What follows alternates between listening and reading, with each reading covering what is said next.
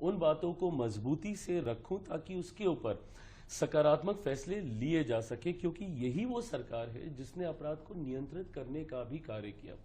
विपक्ष कई बार मेरी इन बातों को भ्रमित कर ये नैरेटिव सेट करने का प्रयास करता है कि मैं 2020 वाली भूमिका में वापस जाने की मैं कोशिश कर रहा हूं। जैसा मैंने कहा, मेरा इतिहास रहा है, तो लोग भी बहुत सहजता से इस भूमिका में मुझे देखते हैं, पर कतई विपक्ष के ये सपने पूरे नहीं होने वाले। जिस गठबंधन में मैं हूं और आज की तारीख में बिहार में ये NDA alliance, I think it is a winning combination. हम 5 दलों का जो ये गठबंधन है, ये अपने में एक विनिंग कॉम्बिनेशन है। एक ऐतिहासिक जीत की ओर हम लोग अग्रसर होंगे। मैं ये मानता हूं कि इस बार हम लोग ऑल टाइम हाई 225 से ज्यादा सीटें जीतकर इस बार एनडीए सरकार बनाएगा। आप कह रहे हैं हम साथ साथ हैं? बिल्कुल हम साथ साथ हैं।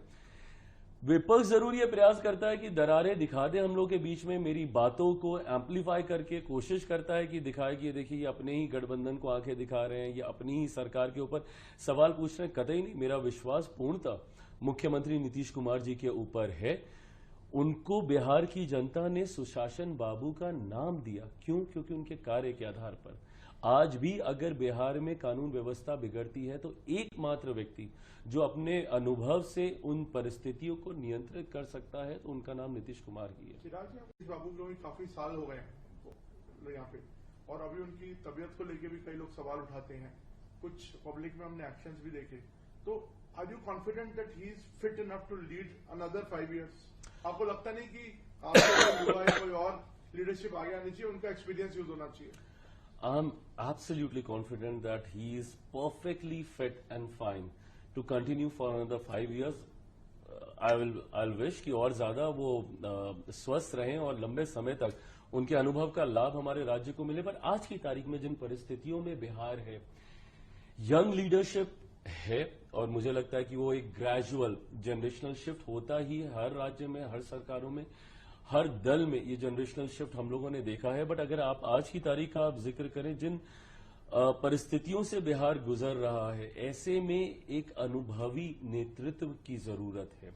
आज की तारीख में बिहार 90 के दशक जंगल राज जिस दौर से बिहार को निकालकर यहां तक जो व्यक्ति लेकर आया है, मैं ये मानता हूं कि अगले 5 साल बिहार को उन्हीं के ही नेतृत्व की जरूरत, सिर्फ रिवीजन की जरूरत थी और उसी को आज अपनाया जा रहा है। पर आज जब उस इंटेंसिव रिवीजन को अपनाया जाता है तो विपक्ष फिर से भ्रमित करने का काम करता है कि भाई वोटर लिस्ट के साथ हम लोग छेड़छाड़ कर रहे हैं, बल्कि इस प्रक्रिया को सेम उसी रूप में अपनाया जा रहा है जिस रूप में इससे पहले में इस प्रक्रिया का पालन किया गया था। सिर्फ पूरा का पूरा फॉर्मेट वैसा ही, सिर्फ अगर इसमें एक बदलाव किया गया है तो सिर्फ टेक्नोलॉजी को लेकर बदलाव हुआ है।